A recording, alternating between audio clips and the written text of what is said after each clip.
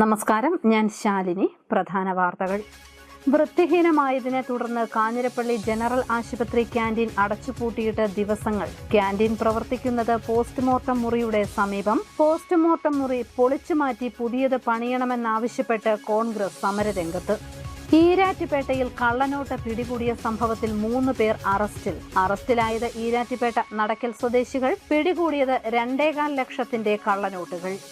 കോട്ടയത്തെ ആകാശപാതയിലേക്ക് CPMന്റെ ബഹുജന മാർച്ച്. പ്രതിഷേധം ഈ മാസം 6-ാം തീയതി. ആകാശപാത നഗരത്തിന് സുരക്ഷാ ഭീഷണിയെന്ന് CPM. വാർത്തകൾ വിശദമായി. ഭക്ഷണത്തിൽ പുഴുവിനെ കണ്ടതിനെ തുടർന്ന് കാഞ്ഞിരപ്പള്ളി ജനറൽ ആശുപത്രി ക്യാന്റീൻ അടച്ചുപൂട്ടിയിട്ട് ദിവസങ്ങൾ. പോസ്റ്റ്മോർട്ടം മുറിയോട് ചേർന്നാണ് ക്യാന്റീൻ പ്രവർത്തിക്കുന്നത്. പോസ്റ്റ്മോർട്ടം മുറി അവിടെ നിന്നും പൊളിച്ചുമാറ്റി പുതിയത് നിർമ്മിച്ച ശേഷം മാത്രമേ ക്യാന്റീൻ തുറന്നു പ്രവർത്തിക്കാവൂ എന്ന ആവശ്യവുമായി കോൺഗ്രസ് സമരരംഗത്തേക്ക്.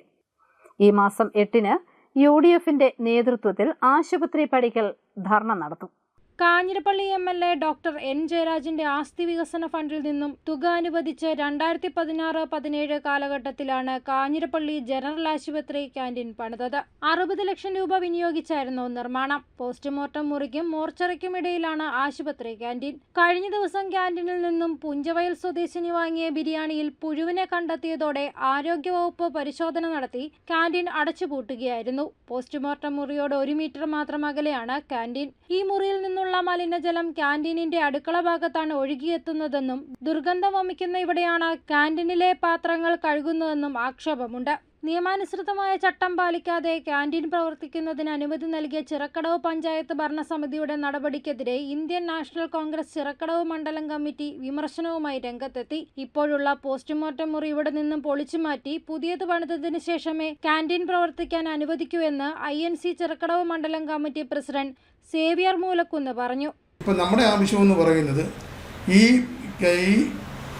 പോസ്റ്റ്മോർട്ടം മുറി അവിടെ നിന്ന് പൊളിച്ചു മാറ്റി വേറൊരു സ്ഥലത്ത് പണിഞ്ഞതിന് ശേഷം മാത്രമേ ഈ ക്യാൻറ്റീൻ തുറന്ന് പ്രവർത്തിപ്പിക്കാവൂ. കാരണം എന്ന് പറഞ്ഞാൽ ഈ ക്യാൻറ്റീൻ മൊത്തത്തിൽ നമ്മൾ പരിശോധിക്കുമ്പോൾ നിയമാനുസൃതമായി ഒരു ഹോട്ടൽ പ്രവർത്തിക്കേണ്ട യാതൊരു കാര്യങ്ങളുമില്ലാതാണ് ചിറക്കടവ് ഗ്രാമപഞ്ചായത്ത് ഈ ക്യാൻറ്റീൻ പ്രവർത്തിക്കുന്നതിനുള്ള അനുമതി കൊടുത്തിരിക്കുന്നത്. കാരണം അതിൻ്റെ അകത്ത് ഈ ക്യാൻറ്റീൻ കെട്ടിടത്തിനകത്ത് ആദ്യം വേണ്ട ശുചിമുറിയില്ല. അതുപോലെ തന്നെ വികലാംഗർക്ക് ഈ ക്യാൻറ്റീനിൽ എത്തി ഭക്ഷണം കഴിക്കാനുള്ള റാമ്പ് അവിടെ ഉണ്ടാക്കിയിട്ടില്ല. അതുപോലെ തന്നെ ഈ മഴവെള്ള സംഭരണി ആ ക്യാൻറ്റീനോട് ചേർന്ന് നിർമ്മിച്ചിട്ടില്ല. മലിനജലം സൂക്ഷിക്കാനുള്ള അല്ലെങ്കിൽ മലിനജലം തടഞ്ഞു നിർത്താനുള്ള യാതൊരു വിധമായ സംഭരണികളും അവിടെ ഉണ്ടാക്കിയിട്ടില്ല. മൊത്തത്തിൽ അതിന് ഈ സാങ്ഷൻ കൊടുത്ത പഞ്ചായത്ത് അധികൃതർ തന്നെയാണ് ഇതിൻ്റെ കുറ്റവാളികൾ. ഇതിൻ്റെ പുറകിൽ ഈ ഭരണകക്ഷിയുടെ വലിയ കാര്യങ്ങളുണ്ട് എന്ന് തന്നെയാണ് ഞങ്ങൾ വിശ്വസിക്കുന്നത്. ക്യാന്റീൻ അടുക്കള അടച്ചുറപ്പുള്ള മുറിയിലേക്ക് മാറ്റണമെന്നും INC ആവശ്യപ്പെട്ടു. നിയമാനുസൃതമായ ചട്ടം പാലിക്കാതെ ക്യാന്റീൻ പ്രവർത്തിക്കാൻ അനുവദിക്കില്ലെന്നും അദ്ദേഹം പറഞ്ഞു. സമരപരിപാടികളുടെ ഭാഗമായി ഈ മാസം 8-ാം തീയതി വൈകുന്നേരം 4 മണിക്ക് കാഞ്ഞിരപ്പള്ളി ആശുപത്രി പടിക്കൽ UDFന്റെ നേതൃത്വത്തിൽ ധർണ നടത്തുന്നതിനും തീരുമാനിച്ചിട്ടുണ്ട്. News bureau, Ponkunnam. ഈരാറ്റുപേട്ടയിൽ കള്ളനോട്ട് പിടികൂടിയ സംഭവത്തിൽ 3 പേരെ പോലീസ് അറസ്റ്റ് ചെയ്തു. ഈരാറ്റുപേട്ട നടക്കൽ സ്വദേശികളായ അൻവർ ഷാ, ഫിറോസ്, അൽഷാം എന്നിവരാണ് പിടിയിലായത്. പാലക്കാട്ടു നിന്നുമാണ് കള്ളനോട്ട് ലഭിച്ചതെന്നാണ് വിവരം. ഇതുമായി ബന്ധപ്പെട്ട് തെക്കേക്കര സ്വദേശിയായ അബ്ദുള്ള ഒളിവിലാണ്. ഈരാറ്റുപേട്ടയിൽ 2.25 ലക്ഷം രൂപയുടെ കള്ളനോട്ട് പിടികൂടിയ സംഭവത്തിൽ 3 പേരുടെ അറസ്റ്റ് രേഖപ്പെടുത്തി. ഈരാറ്റുപേട്ട നടക്കൽ സ്വദേശികളായ അൻവർ ഷാ, ഫിറോസ്, അൽഷാം എന്നിവരാണ് അറസ്റ്റിലായത്. അൽഷാമിന്റെ വീട്ടിൽ നിന്നും 500 രൂപയുടെ 448 നോട്ടുകൾ കണ്ടെടുത്തു. ഫിറോസ് ഫെഡറൽ ബാങ്കിൽ CDMൽ നിക്ഷേപിച്ച നോട്ടുകളാണ് കള്ളനോട്ട് വേട്ടയിലേക്ക് നയിച്ചത്. അൻവർ ഷായുടെ കയ്യിൽ നിന്നും വാങ്ങിയ 30,000 രൂപയുടെ നോട്ടുകളിലാണ് ഏതാനും കള്ളനോട്ട് ഉണ്ടായിരുന്നത്. ഇത് ശ്രദ്ധയിൽപ്പെട്ട ബാങ്ക് അധികൃതർ പോലീസിൽ പരാതി നൽകുകയായിരുന്നു. ബാങ്ക് അക്കൗണ്ട് ഉടമയുടെ വിവരം തിരക്കി ഫിറോസിനെ ചോദ്യം ചെയ്തപ്പോഴാണ് അൻവർ ഷായാണ് പണം നൽകിയതെന്ന് വ്യക്തമായത്. അൻവർ ഷായെ ചോദ്യം ചെയ്തപ്പോഴാണ് അൽഷാമിന്റെ പങ്ക് വ്യക്തമായത്. തുടർന്ന് പോലീസ് അൽഷാമിന്റെ വീട്ടിൽ നടത്തിയ പരിശോധനയിലാണ് കള്ളനോട്ടുകൾ കണ്ടെത്തിയത്. അൻവർ ഷായിൽ നിന്നും അൽഷാം കടം വാങ്ങിയ പണം തിരികെ നൽകിയവയിലാണ് കള്ളനോട്ടുകൾ ഉണ്ടായിരുന്നത്. പാലക്കാട്ട് നിന്നുമാണ് കള്ളനോട്ട് ലഭിച്ചതെന്നാണ് അൽഷാം പോലീസിനോട് പറഞ്ഞതെന്നാണ് വിവരം. തെക്കേക്കര സ്വദേശിയായ അബ്ദുള്ള വഴിയാണ് കള്ളനോട്ട് അൽഷാമിന് ലഭിച്ചത്. വാഗ്ദാനം ചെയ്തിരുന്ന പണം പൂർണ്ണമായും ലഭിക്കാതിരുന്നതിനെ തുടർന്ന് സുഹൃത്തായ നജീബിനെയും കൂട്ടി അൽഷാം പാലക്കാട്ടെത്തിയെങ്കിലും പണം ലഭിച്ചില്ല. തിരികെ വരും വഴി ഒല്ലൂരിൽ കള്ളനോട്ട് നൽകി പെട്രോൾ അടിച്ചിരുന്നു. ഈ സംഭവത്തിലും പോലീസ് കേസെടുത്തിരുന്നു. കള്ളനോട്ടിന് ഇടനിലക്കാരനായ അബ്ദുള്ള ഒളിവിലാണെന്നാണ് സൂചന. IB ഉദ്യോഗസ്ഥരെത്തി വിവരങ്ങൾ ശേഖരിച്ചിട്ടുണ്ട്. ന്യൂസ് ബ്യൂറോ, പാല. കോട്ടയത്ത് 3 പഞ്ചായത്തുകളിൽ ഉപതെരഞ്ഞെടുപ്പ് ഈ മാസം 30-ന് നടക്കും. ചെമ്പ് പഞ്ചായത്തിലെ കാട്ടിക്കുന്ന്, പനച്ചിക്കാട് പഞ്ചായത്തിലെ പൂവൻതുരുത്ത്, വാകത്താനം പഞ്ചായത്തിലെ പൊങ്ങന്താനം എന്നിവിടങ്ങളിലാണ് തെരഞ്ഞെടുപ്പ് നടക്കുന്നത്. വോട്ടെണ്ണൽ ജൂലൈ 31-ന് രാവിലെ 10 മണിക്ക് നടക്കും. കോട്ടയം ജില്ലയിലെ 3 പഞ്ചായത്തുകളിൽ ജൂലൈ 30-ന് ഉപതെരഞ്ഞെടുപ്പ് നടക്കും. ചെമ്പ് ഗ്രാമപഞ്ചായത്തിലെ 1-ാം വാർഡായ കാട്ടിക്കുന്നിലും, പനച്ചിക്കാട് ഗ്രാമപഞ്ചായത്തിലെ 20-ാം വാർഡായ പൂവൻതുരുത്തിലും, വാകത്താനം ഗ്രാമപഞ്ചായത്തിലെ 11-ാം വാർഡായ പൊങ്ങന്താനത്തുമാണ് ഉപതെരഞ്ഞെടുപ്പ് നടക്കുന്നത്. വിജ്ഞാപനം ജൂലൈ 4-ന് പുറപ്പെടുവിക്കും. നാമനിർദ്ദേശ പത്രിക ജൂലൈ 4 മുതൽ 11 വരെ സമർപ്പിക്കാം. സൂക്ഷ്മ പരിശോധന ജൂലൈ 12-ന് നടക്കും. സ്ഥാനാർത്ഥിത്വം പിൻവലിക്കാനുള്ള അവസാന തീയതി ജൂലൈ 15-ആണ്. ജൂലൈ 31-ന് രാവിലെ 10 മണിക്കാണ് വോട്ടെണ്ണൽ. മാതൃകാ പെരുമാറ്റച്ചട്ടം ജൂലൈ 2 മുതൽ നിലവിൽ വന്നിട്ടുണ്ട്. ഉപതെരഞ്ഞെടുപ്പുള്ള ജില്ലാ, ബ്ലോക്ക്, പഞ്ചായത്ത്, നിയോജക മണ്ഡലങ്ങളിൽ ഉൾപ്പെടുന്ന ഗ്രാമപഞ്ചായത്തുകളിലെ മുഴുവൻ വാർഡുകളിലും പെരുമാറ്റച്ചട്ടം ബാധകമാണ്. എന്നാൽ ഗ്രാമപഞ്ചായത്തുകളിൽ ആ പഞ്ചായത്ത് പ്രദേശം മുഴുവനും, നഗരസഭകളിൽ അതത് വാർഡുകളിലുമാണ് പെരുമാറ്റച്ചട്ടം ബാധകമാകുന്നത്. ജൂലൈ 1-ന് പ്രസിദ്ധീകരിച്ച പുതിയ വോട്ടർ പട്ടിക അടിസ്ഥാനമാക്കിയാണ് ഉപതെരഞ്ഞെടുപ്പ് നടക്കുന്നത്. ജില്ലാ പഞ്ചായത്ത് നിയോജക മണ്ഡലത്തിൽ മത്സരിക്കുന്നതിന് 5000 രൂപയും, ബ്ലോക്ക് പഞ്ചായത്തുകളിലെയും നഗരസഭകളിലെയും വാർഡുകളിൽ മത്സരിക്കുന്നതിന് 4000 രൂപയും, ഗ്രാമപഞ്ചായത്തുകളിൽ 2000 രൂപയുമാണ് നാമനിർദ്ദേശ പത്രികയ്ക്കൊപ്പം നിക്ഷേപ തുകയായി കെട്ടിവെക്കേണ്ടത്. ജില്ലാ പഞ്ചായത്ത് വാർഡിൽ 1,50,000 രൂപയും, ബ്ലോക്ക് പഞ്ചായത്ത് നിയോജക മണ്ഡലത്തിലും നഗരസഭാ വാർഡിലും 75,000 രൂപയും, ഗ്രാമപഞ്ചായത്ത് നിയോജക മണ്ഡലത്തിൽ 25,000 രൂപയുമാണ് സ്ഥാനാർത്ഥിയുടെ തെരഞ്ഞെടുപ്പ് ചെലവിന്റെ പരിധി. News bureau, Kottayam. കോട്ടയം നഗരത്തിന് സുരക്ഷാ ഭീഷണിയായി നിൽക്കുന്ന ആകാശപാത പൊളിച്ചു നീക്കണമെന്നാവശ്യപ്പെട്ട് CPIM ജനകീയ മാർച്ച് നടത്തുന്നു. CPM കോട്ടയം ഏരിയ കമ്മിറ്റിയുടെ നേതൃത്വത്തിൽ ഈ മാസം 6-ന് വൈകുന്നേരം 5 മണിക്കാണ് പ്രതിഷേധം. CPM ജില്ലാ സെക്രട്ടറി AV റസൽ ഉദ്ഘാടനം ചെയ്യും. 15 ചോദ്യങ്ങൾ ഉയർത്തിയാണ് CPM ജനകീയ മാർച്ച് നടത്തുന്നത്. ഇനി ശനിയാഴ്ചകളിലും ഡ്രൈവിംഗ് ടെസ്റ്റുകൾ നടത്താൻ മോട്ടോർ വാഹന വകുപ്പിന്റെ തീരുമാനം. തീർപ്പാക്കാത്ത ലൈസൻസ് അപേക്ഷകളിൽ തീർപ്പ് കൽപ്പിക്കുന്നതിനാണ് ഈ പുതിയ നീക്കം നടത്തുന്നത്. സംസ്ഥാനത്ത് ഇനി ശനിയാഴ്ചകളിലും ഡ്രൈവിംഗ് ടെസ്റ്റുകൾ നടത്താൻ മോട്ടോർ വാഹന വകുപ്പ് തീരുമാനം. തീർപ്പ് കൽപ്പിക്കാത്ത ലൈസൻസ് അപേക്ഷകളിൽ തീർപ്പ് കൽപ്പിക്കുന്നത് വേഗത്തിലാക്കുന്നതിനാണ് പുതിയ നീക്കം. നിലവിൽ 3000-ലധികം അപേക്ഷകളാണ് തീർപ്പ് കൽപ്പിക്കാനുള്ളത്. സംസ്ഥാനത്ത് ആകെയുള്ള 86 RT ഓഫീസുകളിൽ 36 എണ്ണത്തിലും 3000-ലധികം അപേക്ഷകൾ കെട്ടിക്കിടക്കുന്നു. അതുകൊണ്ട് തന്നെ പുതിയ തീരുമാനപ്രകാരം പ്രശ്നം പരിഹരിക്കുന്നതിനും ലൈസൻസുകൾ ലഭിക്കുന്നുണ്ടെന്ന് ഉറപ്പാക്കാനും സാധിക്കും. സമഗ്ര പരിശോധന ഉറപ്പാക്കാൻ ശനിയാഴ്ചകളിൽ RT ഓഫീസുകൾ പ്രവർത്തിക്കും. News bureau, Ponkunnam.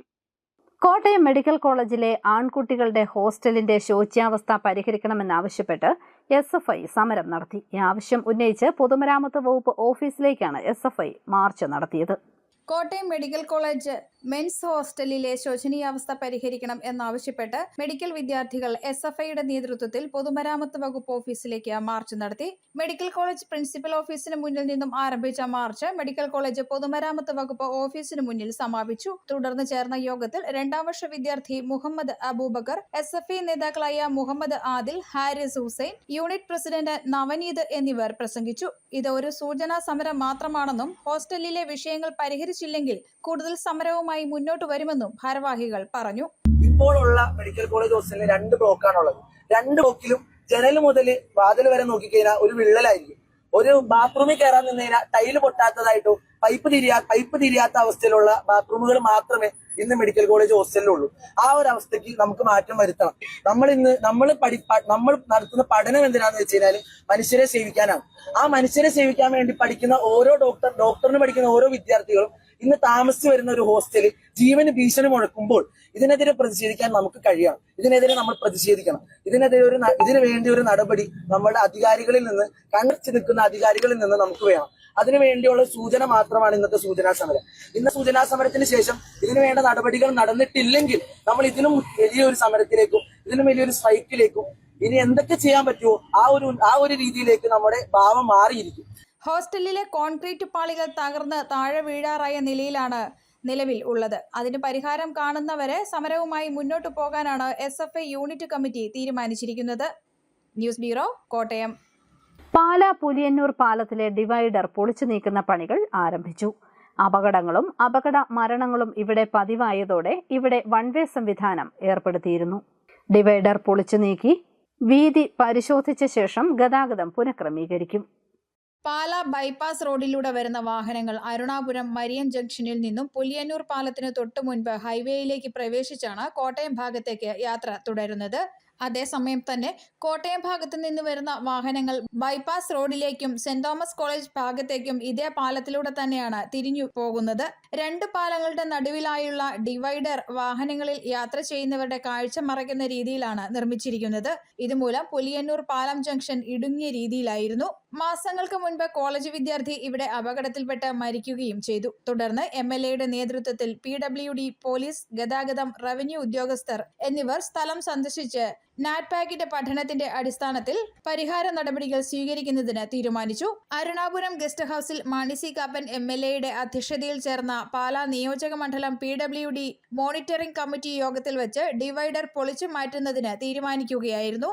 ഡിവൈഡർ പൊളിച്ചു നീക്കുന്ന ഭാഗം ടാർമിക്സ് ഉപയോഗിച്ച് റോഡ് ലെവൽ ചെയ്യും. ഇതോടെ ജംഗ്ഷനിലെ അപകടങ്ങൾക്ക് ഒരു പരിധിവരെ പരിഹാരമാകും എന്ന് പ്രതീക്ഷിക്കുന്നുവെന്ന് കൗൺസിലർ ജിമ്മി ജോർജ് പറഞ്ഞു.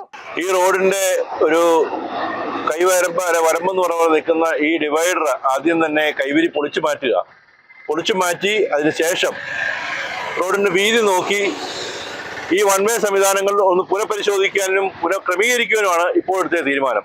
അതിന്റെ ഭാഗമായിട്ടാണ് ഈ ഡിവൈഡർ പൊളിക്കാനുള്ള നടപടി കഴിഞ്ഞ ആഴ്ച തീരുമാനമായെങ്കിലും ഇത്രയും വേഗം ഇത് നടപടിയാക്കാൻ സാധിച്ചത്. ഇത് മൂലമുണ്ടാകുന്നത് ഈ പ്രദേശത്തെ പുലിയന്നൂർ അരുണാപുരം പ്രദേശത്തെ ആളുകൾക്ക് ഒരു സ്വസ്ഥമായ ജീവിതവും ദൂരങ്ങളിൽ നിന്ന് വരുന്ന പാസഞ്ചേഴ്സിന് സുഗമമായിട്ടുള്ള ട്രാഫിക്കുമാണ് ഉദ്ദേശിക്കുന്നത്. അല്ലാതെ ഇതിന്റെ ബാക്കിൽ വേറെ യാതൊരു കാര്യങ്ങളുമില്ല. ജനനന്മ ഉദ്ദേശിച്ച് മാത്രം ചെയ്യുന്ന കാര്യമാണ് ഇപ്പോൾ നടന്നുകൊണ്ടിരിക്കുന്നത്. നാറ്റ്പാക്ക് പഠനത്തിന്റെ അടിസ്ഥാനത്തിൽ റോഡ് സേഫ്റ്റി മാനദണ്ഡങ്ങൾ പ്രകാരമുള്ള മറ്റ് ക്രമീകരണങ്ങൾ ഏർപ്പെടുത്താനാണ് തീരുമാനം. News bureau, Pala. അറിയിപ്പ്: SVR-NSS കോളേജിൽ ഫിസിക്സിൽ താൽക്കാലിക അധ്യാപക ഒഴിവുണ്ട്. 8-ന് പകൽ 10:30-ന് അഭിമുഖം നടത്തും. ഹിസ്റ്ററി വിഭാഗത്തിൽ താൽക്കാലിക അധ്യാപക ഒഴിവിലേക്ക് 9-ാം തീയതി രാവിലെ 10-ന് അഭിമുഖം നടത്തും. കോട്ടയം കോളേജ് വിദ്യാഭ്യാസ ഉപമേധാവിയുടെ കാര്യാലയത്തിൽ രജിസ്റ്റർ ചെയ്ത ഉദ്യോഗാർത്ഥികൾ അസൽ സർട്ടിഫിക്കറ്റുകളുമായി എത്തണം. പൊൻകുന്നം ഗവൺമെന്റ് ഹൈസ്കൂളിൽ HST ഇംഗ്ലീഷ് തസ്തികയിൽ ദിവസവേതനാടിസ്ഥാനത്തിൽ താൽക്കാലിക ഒഴിവുണ്ട്. അഭിമുഖം വ്യാഴാഴ്ച പകൽ 11-ന്. വയല ഗവൺമെന്റ് ഹയർ സെക്കൻഡറി സ്കൂളിൽ ഹയർ സെക്കൻഡറി വിഭാഗത്തിൽ ജൂനിയർ ഹിന്ദി അധ്യാപക തസ്തികയിലേക്ക് ദിവസവേതനാടിസ്ഥാനത്തിലുള്ള അഭിമുഖം വെള്ളിയാഴ്ച പകൽ 11-ന് നടക്കും. യോഗ്യരായവർ അസൽ സർട്ടിഫിക്കറ്റുകളുമായി ഹയർ സെക്കൻഡറി വിഭാഗത്തിൽ ഹാജരാകേണ്ടതാണ്. പ്രധാന വാർത്തകൾ ഒരിക്കൽ കൂടി. വൃത്തിഹീനമായതിനെ തുടർന്ന് കാഞ്ഞിരപ്പള്ളി ജനറൽ ആശുപത്രി ക്യാന്റീൻ അടച്ചുപൂട്ടിയിട്ട് ദിവസങ്ങൾ. ക്യാന്റീൻ പ്രവർത്തിക്കുന്നത് പോസ്റ്റ്മോർട്ടം മുറിയുടെ സമീപം. പോസ്റ്റ്മോർട്ടം മുറി പൊളിച്ചുമാറ്റി പുതിയത് പണിയണമെന്നാവശ്യപ്പെട്ട് കോൺഗ്രസ് സമരരംഗത്ത്.